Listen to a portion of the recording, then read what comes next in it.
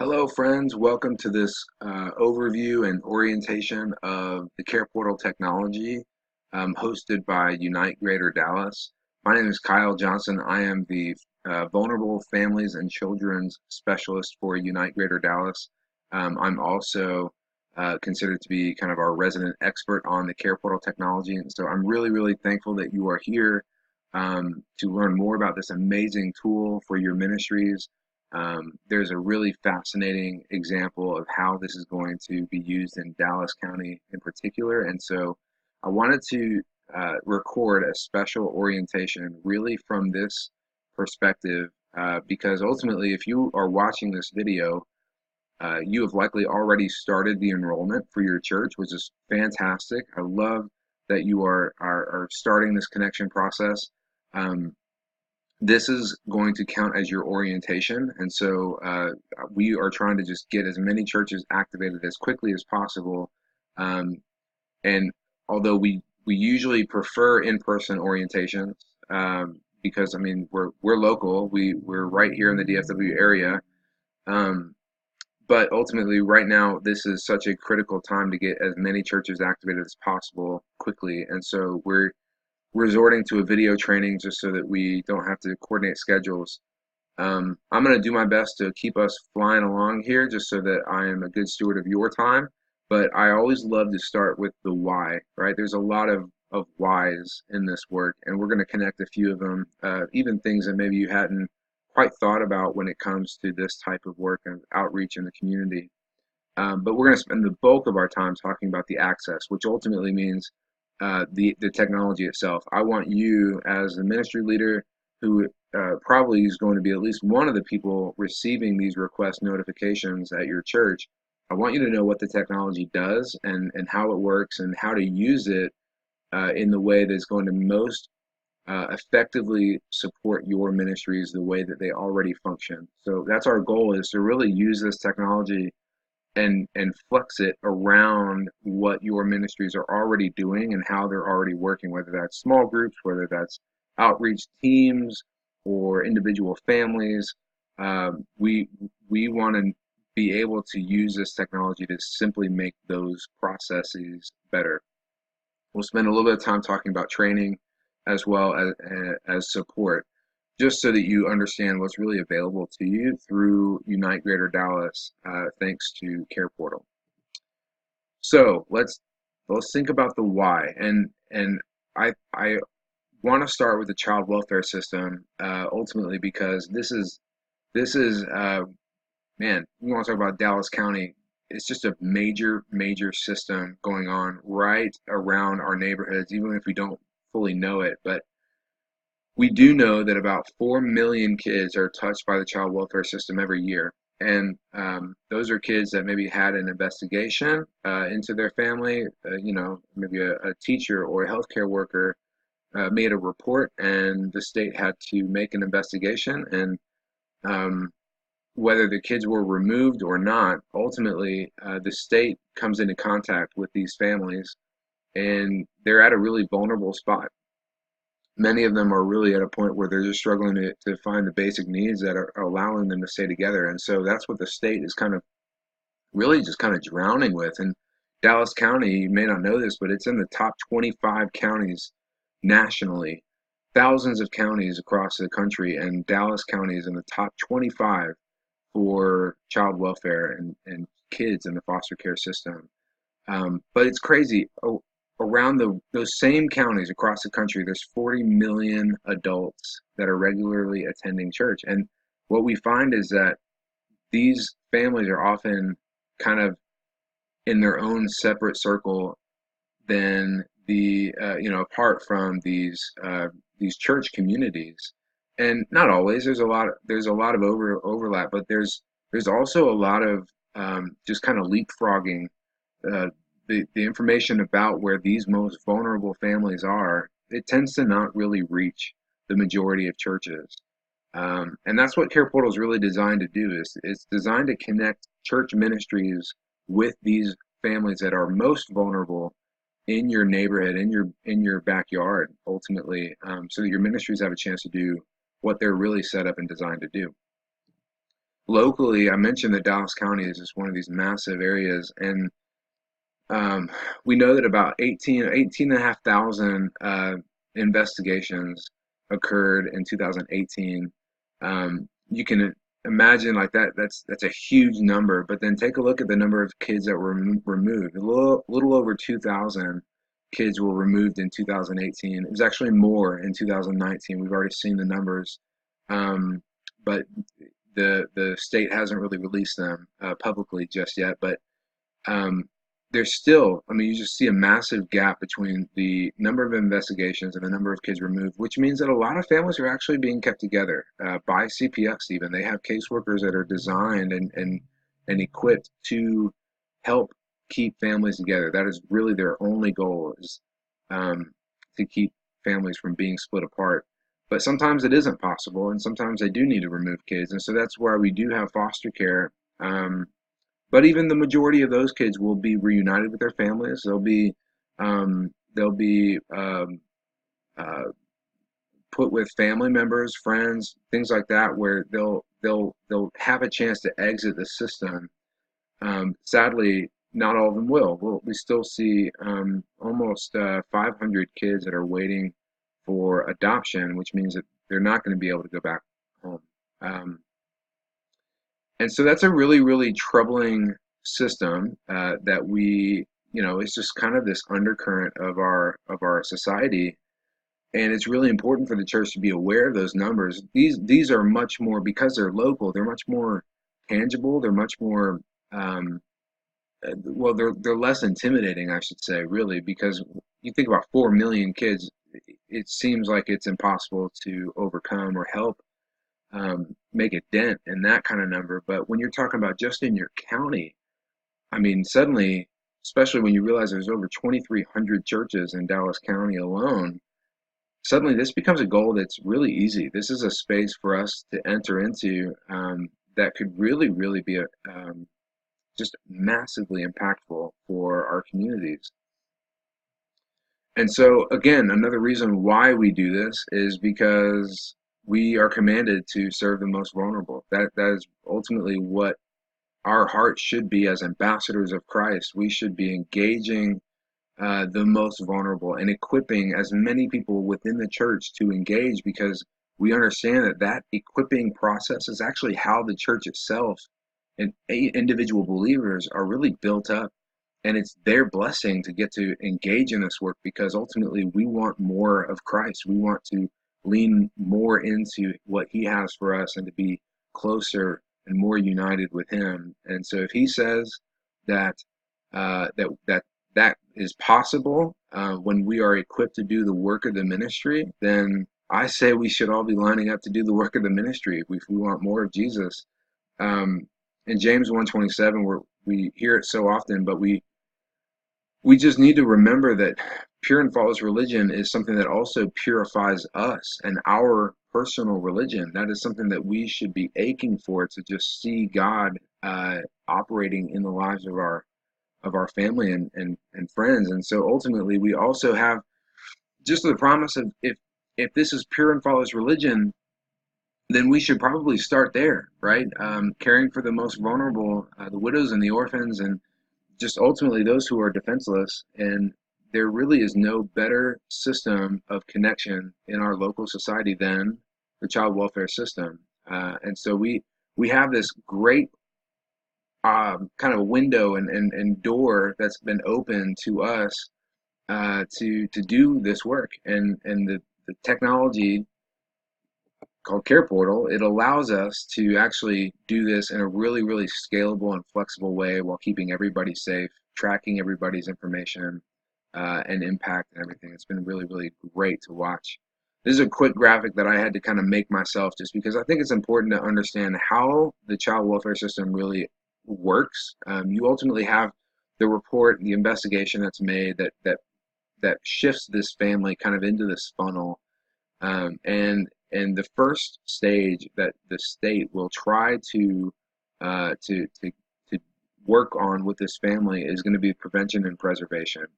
So there's a ton of programs, caseworkers that are really designed to keep families together. And they actually are very, very successful at doing that. You see far more families being preserved than are separated. And, we kind of, we tend to discount that, and we just think of the system as being this terrible thing. And it is broken. The world is broken. It's not going to be working perfectly, but we see a lot of great uh, just protection happening around the families that are in the most need. And then you see some, when they shift down into foster care, if they have to be removed, we still see a lot of the families, or a lot of the kids reunified, or placed with family. And so they have a chance to exit this funnel at that point too. And again, down even for those kids who are, their parental rights are terminated, and they're waiting for adoption, most will be adopted, especially early on, if they're young, right? But we know that sadly, not every child will be adopted, and so we see um, way too many that are aging out of foster care, and their life that's basically just waiting for them as an adult is not a very healthy life. There's a lot of statistics and numbers that are pointing to some really, really troubling end results for these kids. But this funnel is really, really important for us to understand. What is the ultimate, if the church had its way, right? If we could choose which is our best entry point into this system, we have to choose the stage where we're preventing and we're preserving. It is not the best entry point for the church to come into the lives of these families until after the family has already failed, right? Which is basically what foster care and adoption would represent. Now, obviously, we need more foster families and adopting families. That is an absolute need, but that is something that very, very few people within the church can really even engage in. Preventing and preserving families, that's something that everybody can do in the church. 100% of us can do that in the church. And we don't need a background, or yeah, we don't need a background check. We don't need a license. We don't need a home study in order to get licensed to foster and adopt, right? Like those processes to foster and adopt are so high and so um, tough that very few families actually are able to get through that process. However, orphan care is so much bigger.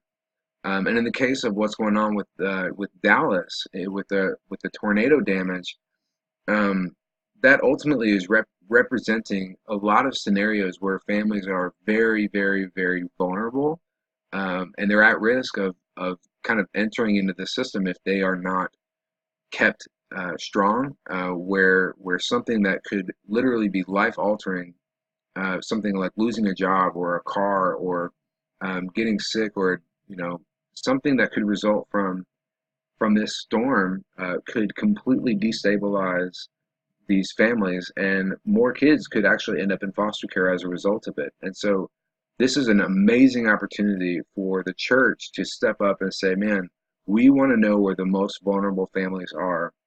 And you might even be viewing this whole thing as just your outreach, your missions, your local projects. But I'm telling you, there's so much more of a pure sense of religion in this sense, because we have so lost the understanding that reaching vulnerable families is actually more orphan care than we've ever really been led to think. We've only been thinking of orphan care as, if you look down on this grid, as down at the very bottom, tier 3, and then in the two middle boxes of foster care and adoption. Those are the two boxes that we tend to look at as orphan care, and that's true. That is orphan care. It's so necessary and needed.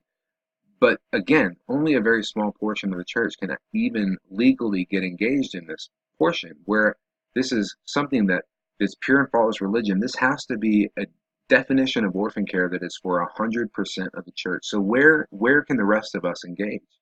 And that actually would include bringing tangible items and services to a family that's vulnerable and at risk, or maybe even a young adult who's aged out of foster care and is 23, 25, maybe with one or two kids of their own at this point, that is still orphan care because we're coming alongside them in the full scale of their life, understanding that this is a cycle, it's a system that can really be broken if we knew where these families are and what they need, right? And so we partner with agencies like Buckner Family Hope Center. We partner with CPS in Dallas County. Those are going to be our two primary agencies that are going to be submitting requests for families. Um, and this is our chance as a church to come in and say, you know what, we want to step in and have an opportunity to do these ministries, knowing that we're making the greatest impact uh, for the people that really need it.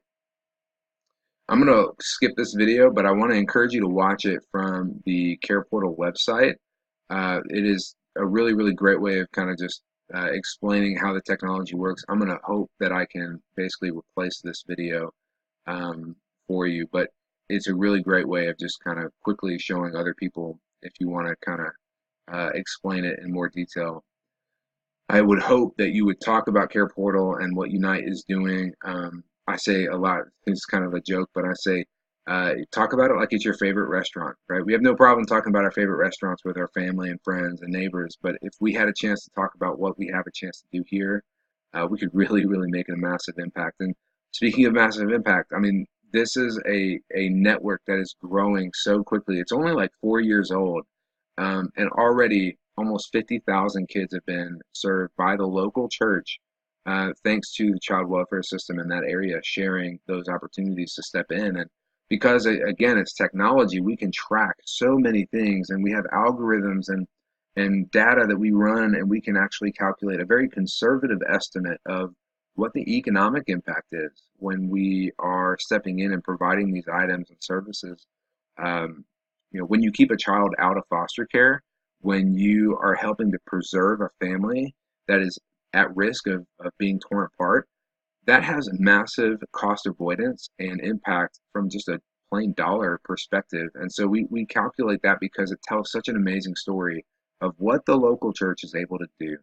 It's so incredible. I love being a part of just seeing how it can grow. And I tell you what, even Canada actually just launched its first province with CarePortal. So this is spreading so fast, and it's so exciting. Um, so just feel good about the quality of this technology and what you're stepping into. All right, now we're going to spend a little bit of time on just the access part of it. We're going to talk about the how the requests go out, what you see, some screenshots, and everything like that. So let's jump in, okay? The connection process is really, really important, very simple, but we have to understand that it starts with a family in need being visited by the child welfare worker, right? So the government has been asked to come and investigate something or check on something, and they might notice a very, very high impact, low barrier type of need that the family could get from the local community. And so when they type that in, they get the family to sign a waiver and they enter it into the CarePortal. I think I've even got a slide here. I'll jump back in a second. Um, so before you see the request, you've got the caseworker identifying the need. They have the family sign a waiver that basically says, yes, you can share this need with a church or with the local church community, and we are willing to receive that item from a church responder. When the caseworker enters a request, they're ultimately going to, well, in Buckner's case, they're going to be kind of doing this approval process internally. They'll have a paper form. Um, and the same thing is happening within CPS. There's an internal approval process between the case manager and a supervisor that's looking at this request before a church ever sees it, and they're saying, you know what, this is a good request to ask of churches. Okay, so at that point, if you're counting, that's 3 people that have had a look at this request. You've got the family, you've got the case manager, and you've got the supervisor of that case manager saying, yep, we believe strongly in this family. We want to advocate for them, and we want this family to get the help that's going to make a difference. And so that's what happens before you even see it. And the reason I go through that is because when you get the notification email, however you get that system set up for your ministries, whether it's small groups or something else, um, I want you to see those emails, those notifications as valuable opportunities. They've been vetted and chosen and really scoured through to understand what the best thing that we can ask for of the church. So it just changes the game when you know that families aren't self-reporting. I understand it's so difficult when you get benevolence phone calls at churches, and I used to actually be on staff at a church as a small groups and missions pastor, and so I had to sit right behind. Uh, my desk was right behind the gentleman who who fielded all of our benevolence phone calls. And so it was just heartbreaking to hear how difficult it was for him to discern all of these situations and stories. And so when it's coming from a caseworker, it's different. It's a little bit easier to trust and understand, okay, this is the best way that we can use these resources that we have been given stewardship of. I'm gonna jump back here just a second because this is a really great way of kind of visualizing what it might look like at your church, right? There's so many different ways that you could use CarePortal. So you have the family in crisis that's in the middle, right? And the caseworker enters a request for them. The technology is going to automatically alert the closest churches to that family with an email, okay? But it's going to alert churches based on the way that you're using the system. And so in some cases, it might go to just a few key staff or maybe your deacon team.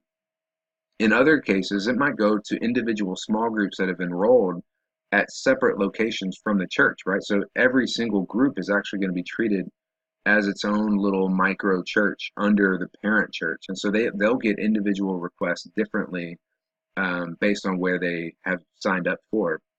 Other churches, you might have one person that gets the request originally in your church, but then you might choose to activate that the rest of your church, which we call your response team. You might choose to activate that response team and give your whole congregation a chance to really step in and meet the need of the family. So we'll talk through some of these options, but I just wanted you to see, man, there's so much that's possible. We could have school districts entering requests. We could have local agencies like Buckner, which is such an amazing thing. We get to really launch with them. We've got government agencies that are launching with us. Nonprofits and businesses can actually partner with churches through this platform to sponsor requests and just allow the church to do more. So I know that's a lot, but it's just so exciting because so much is really possible with a technology that allows so many different people with different giftings and different perspectives to really partner well and make a difference around kids and families in crisis. Okay, so when a caseworker is entering a request, they're going to have to choose from one of these purpose statements, which actually it relates back to the grid, that tier 1, tier 2, tier 3 type situation where they're going to just kind of figure out, like, where does this best fit? What is this request going to do? And so each of these statements has a different algorithm of impact that would be measured a little bit differently. So you can imagine keeping a child out of foster care is going to be a little bit different than helping to strengthen a biological family. It's no more or less important, but it's just a little bit different type of work. Even helping to reintegrate a survivor of human trafficking. I didn't cover this before, but it's just amazing how connected all of the different ministries that the churches tend to focus on and specialize in. Man, there's so much overlap between all these ministries, and human trafficking is a great example because I've heard data that says that as much as 70 to 80% of the human trafficking victims in the country actually are coming out of foster care. These, if you want to know where these families or where these kids, what they have to deal with when they age out, or what they have to deal with as they're trying to stay together, this is a constant threat to the most vulnerable among us. And so same thing with homelessness, same thing with prison ministry. If you were to walk into a prison block and ask those you're standing in front of, to raise their hands if they had been in foster care. You'd have more hands raised than not. It's a plain statistical data point at this point. So I say all that because it may be a little weird to see help reintegrate a survivor of human trafficking on a orphan care and family reunification plan type of um, technology, but it's so connected. All right, so there's a couple ways that you can use the system from more of like an active way, right? You can always go to the map. You go to careportal.org and click on the map up at the top. This is a great tool to kind of just get a sense for what is around you at any given time, really. It's going to plot each open request based on the zip code that it's been entered for. You can even see open requests with the churches that receive that request in particular. And then the green line is actually identifying the church that responded to that request. So you can zoom all the way in, and it's just a really, really helpful thing. When you click on one of those exclamation points or one of those open requests, it'll pop up with some of the details around that request. It just gives you a chance to really do some homework. I'm a data geek myself, and so this really helps me understand as a church which request maybe should we step into. You might see a request that is open for an area that doesn't really have any local churches around it. And so when you originally saw the email and you were included on that request, you may not have even really thought that that was possible or wise for you to step into. But a few days later, you might be browsing through the map and realize, man, we were actually the closest one to that family, and so you might reconsider at that point, and then help us recruit a church that is closer to that church to that family. There's another button that you can just go right next to map. It says open requests, and this ultimately brings up a list of all the national open requests. But it's really great because you can search by county, by zip code, by keyword.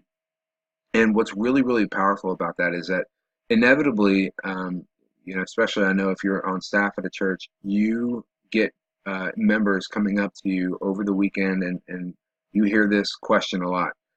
Hey, do you know of anybody that could use a washer and dryer? Or, hey, we're getting rid of an old refrigerator. Do you know of anybody that needs it?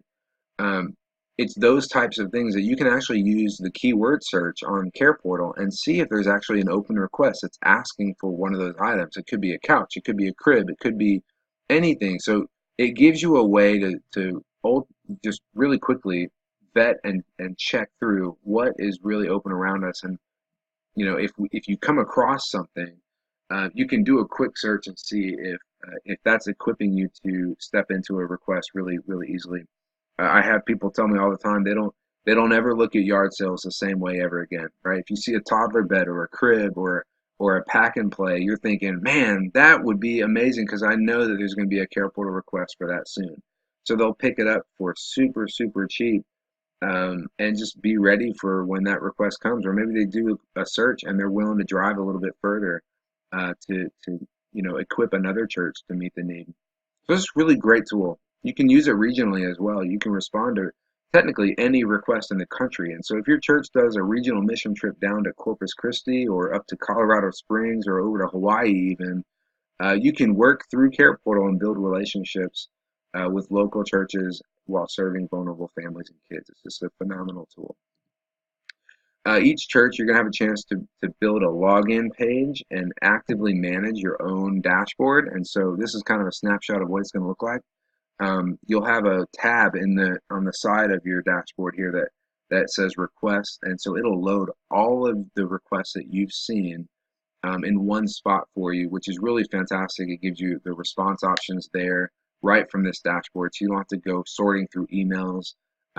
So I would highly recommend using this dashboard. You'll see right below the request tab, you'll see the response team tab. We'll go through that next. But it's just a really, really phenomenal tool that you can manage so many more ministry opportunities from here. All right. So ultimately, though, the primary way that you're likely going to see requests is just going to be when you get an email, right? And that's kind of by design. We want you to just be able to passively use this system and not have to build out a whole nother process and a whole nother what's the term, habit, right, of checking another website, right? So ultimately, like I said before, these emails are going to come to your church when you are one of the top, I think we have it to the top 10 closest churches to the family, okay? So that's the only time that you're going to get this email, right off the bat, will be when you were one of those closest top 10 churches. And it's going to give you the information that you'll want to know as you make the decision of, should we step in? Could we step in? Could we respond? What would we be able to do? All right, it'll tell you a short description of what's going on with the family. Usually this one doesn't, but it'll usually list a bullet point itemized list of the actual items that are being requested. So in this case, it's a car seat for a 4-year-old and a booster seat for a 6-year-old. So those would be under the needed items there. It tells you the zip code and the requesting agency down at the bottom there. So if ultimately if the request doesn't get a response within like 5 days, the system's going to escalate the radius just slightly to try to include maybe 5 or 6 more churches, give it one more chance to get a response before we'll end up having to close it. But that's what a request email looks like. That's the bulk of it. Down below that detail, you're going to see a list of options. These are all buttons that are tailored just for your church. So the easiest one is going to be the respond button, right? When you make a response, it's going to ultimately it'll just send the caseworker an email that gives that caseworker your information. But it'll also send you the caseworker's information that sent it. So at that point, you each have everybody's information, and it's just up to you guys to be able to connect, talk a little bit further, and then ultimately set up a time to bring that item or that service to the family. The one of my favorite buttons, just because it just is such a great picture of equipping the body of Christ.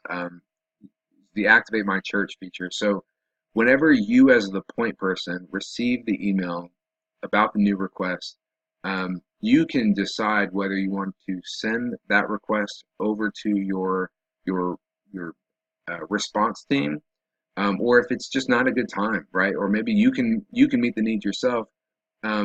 It's just something that gives you way more capacity to get more people to look at this opportunity to step in. And so the list that you have in your dashboard, it's self-managed. Here's a screenshot of it. So you can upload as many response team members as you want. And then there's even a way for response team members to add themselves from a public page. I'll show you in a little bit. But when you activate the response team, they're ultimately going to see the buttons down below here. It'll say for them: respond, commit to pray, follow, church resources, and new features. These top 3 buttons here are not going to actually be on the email that the response team members get. And you can set it to where their response from your response team, you can have it come right back to you as the point person, which means that you can send this out to your whole congregation, just waiting for those 4 or 5 people who are going to respond and sign up to say, you know what, we want to be part of this one, or my small group wants to be part of this one. And so that at that point, you can make the official response back to the caseworker. You could also, if your response team is fairly small, you could allow the members of the response team to make responses directly back to the caseworker. That's all going to be included in your settings on your dashboard. So you make sure you want to set those the way you want to set it up. The Activate My Community button essentially will send kind of a group message out to all of the churches and community leaders that have added themselves to your response team, or sorry, to your active community, your area. I kind of consider this to be like a church huddle. It's not included on the caseworker yet, so you're essentially saying, all right, church, and including other churches, who's got what? Does somebody have a connection to take care of this need? We've got this item, but we still need this item. We can provide the thing, but we really need help delivering, right? All of these kinds of conversations can be happening within the active community, but it doesn't represent a response to the actual request. So it's just the huddle before the play, okay? Still a great tool though.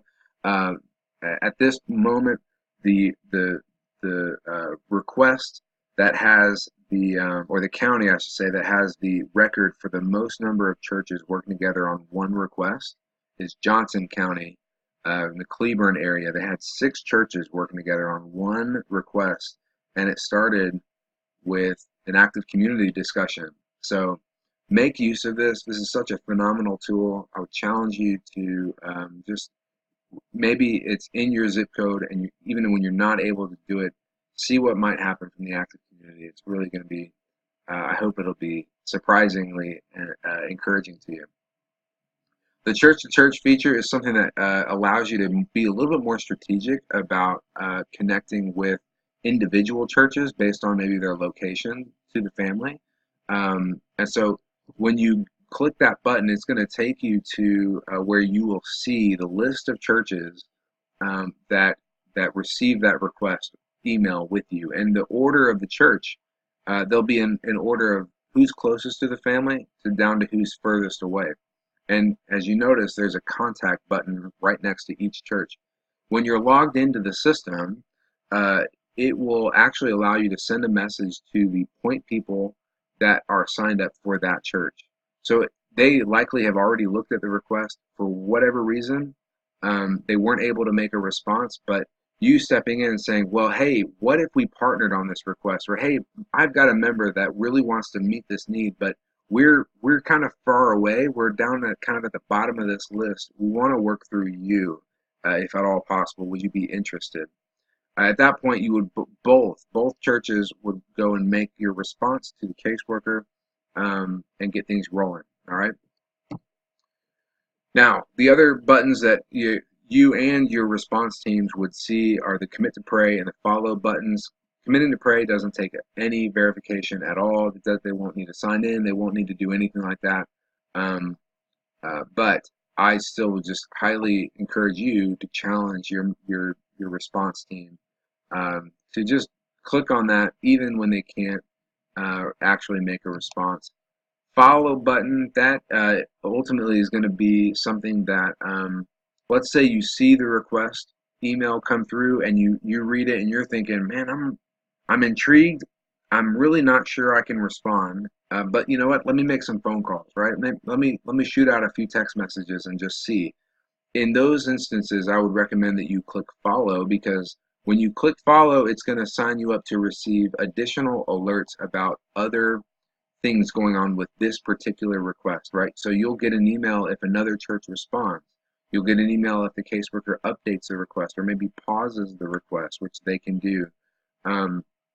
So if you're going to start making some moves and you want to kind of put yourself in a position where you're not falling behind on what's the latest kind of update on this request, then click follow.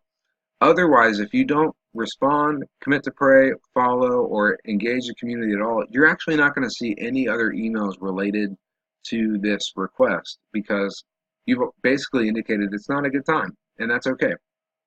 These aren't assignments, they're not obligations.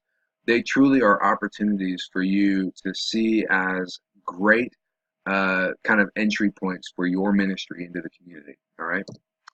Now, we have I kind of mentioned this already, but I think that you are watching this video as a response to already getting signed up, likely through Unite's website, which is fantastic.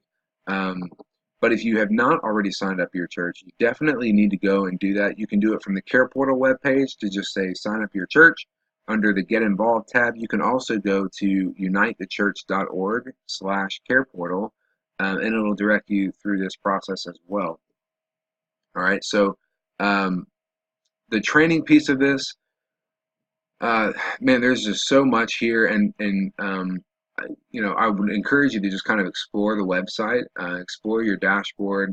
There's a lot of features, a lot of resources that are available to you, including videos and testimonials.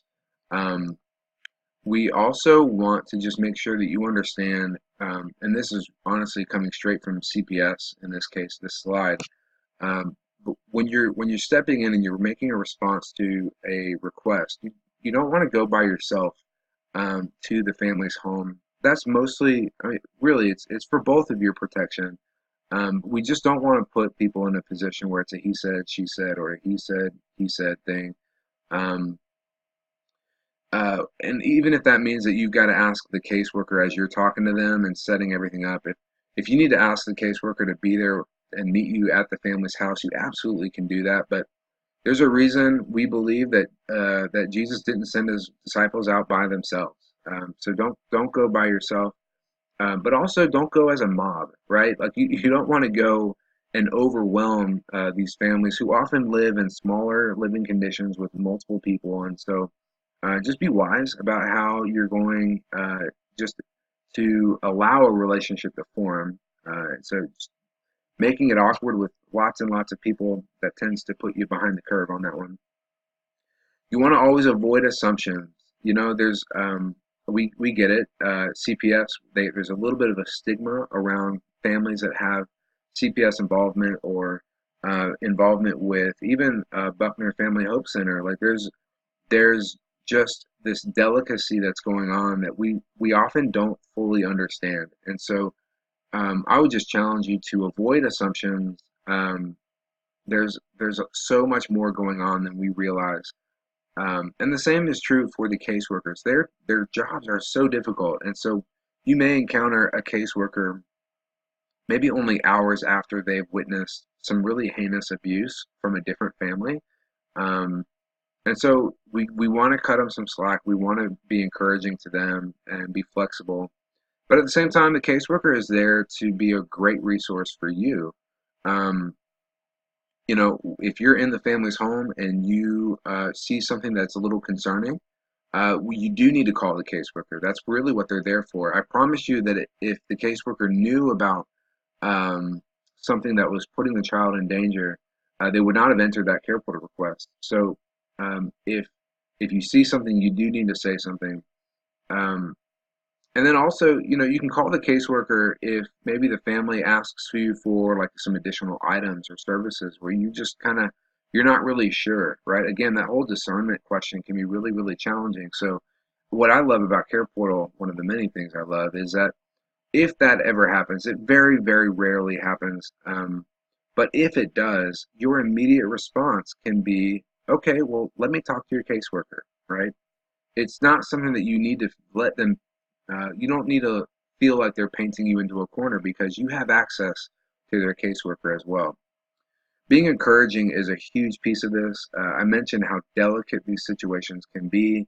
But you can imagine when you're in a situation that your kids may actually be removed, or maybe these are your grandkids and your own child is really, really struggling. Um, and so you just feel like the whole family is falling apart.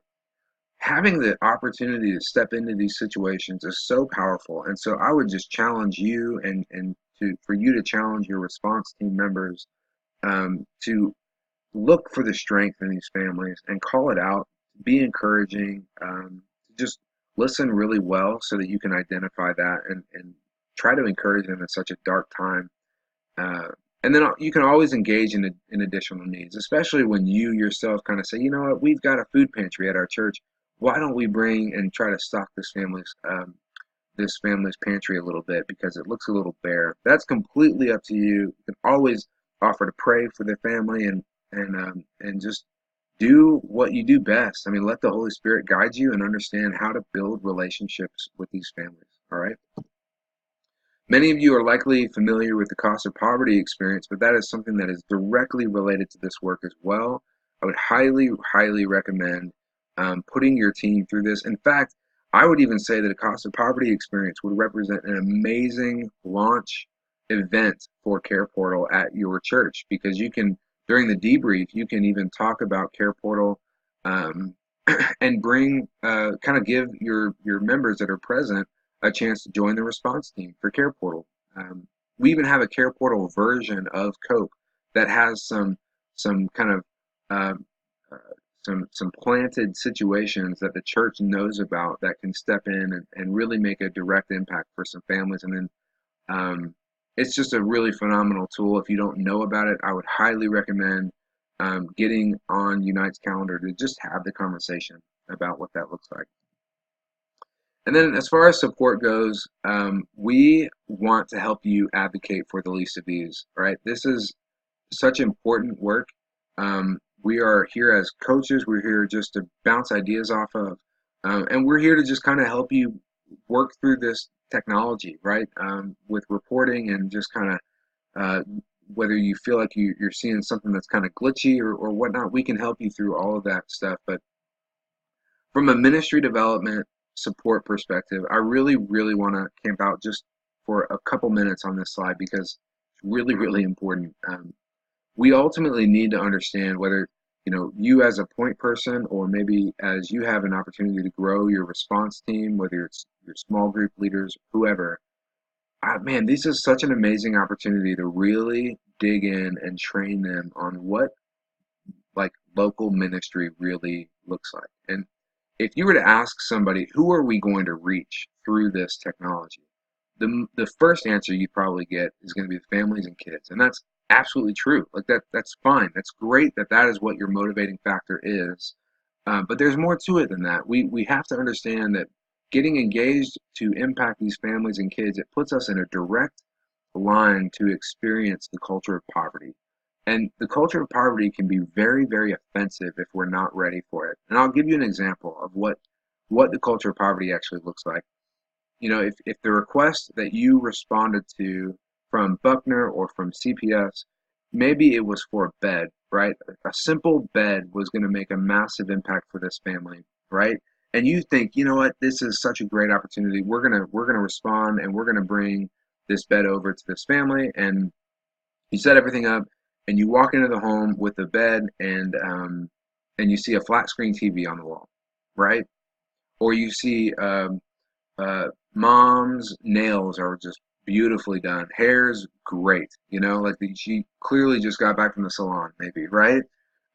What does your mind start to think? You start questioning, man, if they could afford that, why couldn't they have gotten this bed, right? Or what's going on here?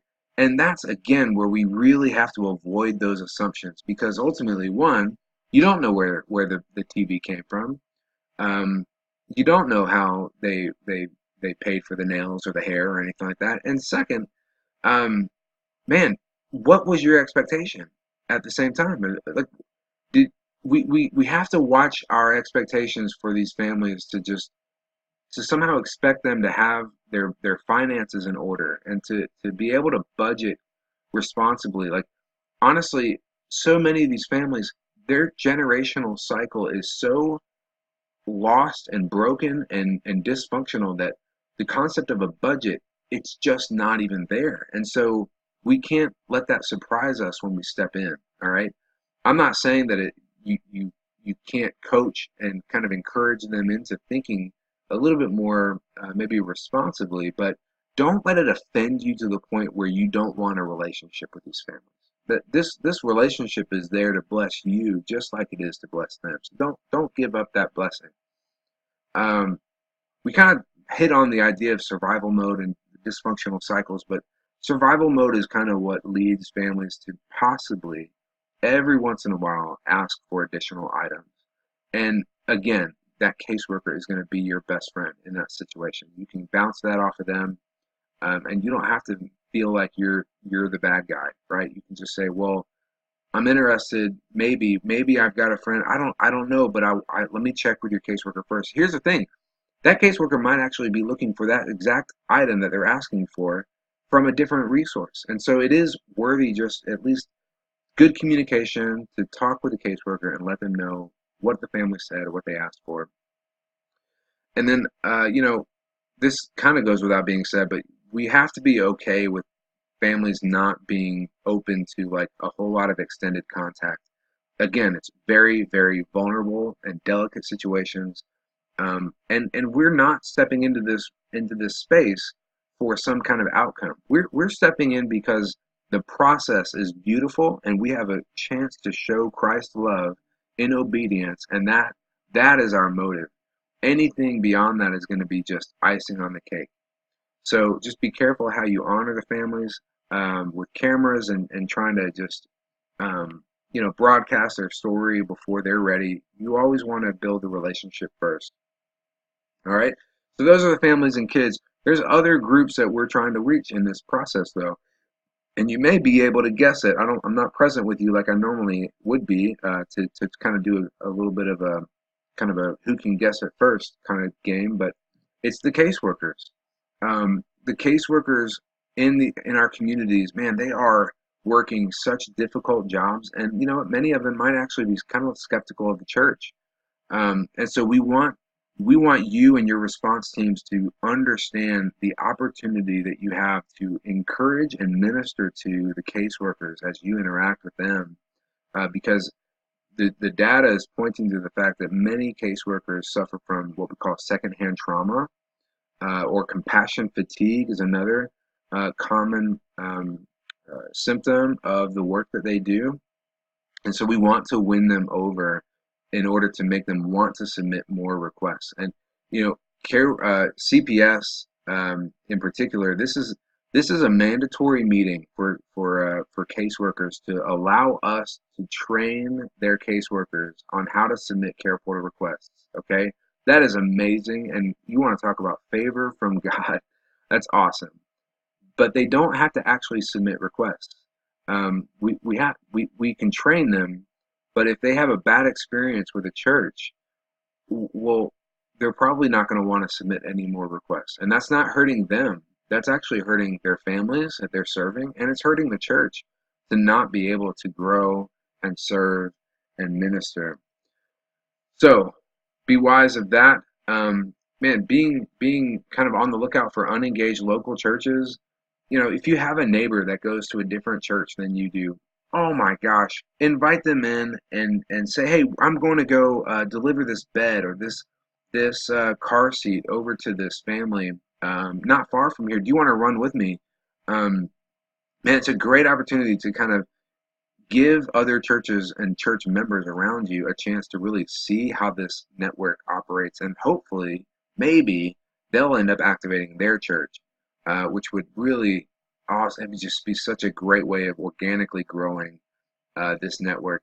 And then finally, look, this is something that we kind of touched on it, but we ourselves and our own family and friends, like we actually have a way to benefit from this and be reached and touched through this ourselves, just because of the way it instigates these conversations that really would not otherwise be possible.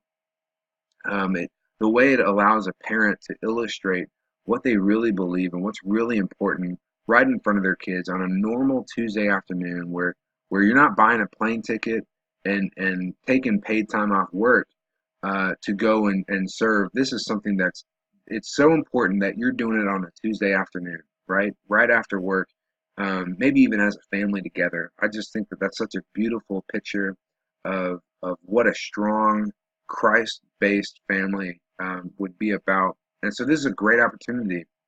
Um, I kind of mentioned some of the settings that you guys have when it comes to the tech stuff. And again, we are here to support you and kind of make sure that all your settings are correct. It's fairly intuitive, but you want to check out your settings tab just from the sense of making sure you've got the request going to the right people. You've got the people that you're equipping. You're sending them their responses to the right person, whether it's going to come back to the point person or you want it to go to the caseworker. It's all up to you. All right. So you can enable groups from this page, and it'll direct you through how to do that. You can add church leaders and their contact information and different roles from there as well. It's very, very good. You can upload your church logo on this page as well, which is what is going to be used on your public church page. Ultimately, this is kind of just a link, a URL that you can choose to use like within your own church website. But it basically answers the question to anybody who might be interested at your church. What does CarePortal look like at this church, right? It's going to show you what the church has done in the past, including the economic impact. It'll give them a chance to contact the main ministry leader, it doesn't reveal your email address. It just fills out a form, and it'll send that comment or question to whoever is listed as the primary point person. And then down below here, it actually is going to list all of the church requests that have been received, right? So these are all the requests that your church has been in the radius of that are currently open. Okay, and that you'll see all the respond, commit to pray, and follow. These they can respond directly from this page if they want to, and if they're not on your response team already and they click respond, the system is going to direct them to add themselves to your response team. Okay, um, and that's another setting that you would have in your dashboard to whether you want to auto approve uh, new response team members, or if you wanted to individually approve, or maybe they can just add themselves to the response team as long as they know your email address, right? Kind of like a confirmation type of thing. And that's another thing. They've got a way to add themselves directly to your response team right here. I was actually at a church event at my own church the other day, and I had a tablet with me. We were talking about CarePortal, and so I was walking around, and as people were asking me about it, I was able to get them added onto our response team right from my tablet by using this page. So it's a great tool. I would encourage you to figure out the best way to use it within your own ministry models. And again, using the map as well, man, the data and the reporting that you can get from this is just amazing. So use it to your advantage. And that is it, guys. You can contact me if you have any questions whatsoever. My email is kyle@unitethechurch.org. And if you wouldn't mind, if you haven't heard from me already, shoot me an email and let me know that you finished this orientation, because I've got to go back in and actually like clear the way for you to receive the final activation step, which is literally it's going to ask you like 2 questions. Very, very simple. You are through the vast majority of it. You're almost there. So thank you guys so much. I'm so looking forward to Buckner Family Hope Center entering needs of families that were impacted by the tornado in Dallas. This is like such a cool use of the technology from a disaster recovery perspective. And we're very, very blessed by your partnership. We're so encouraged by the access that Buckner is willing to grant to your ministries. And we just get to see God use this in amazing, amazing ways. So thank you. God bless you. We'll be in touch soon.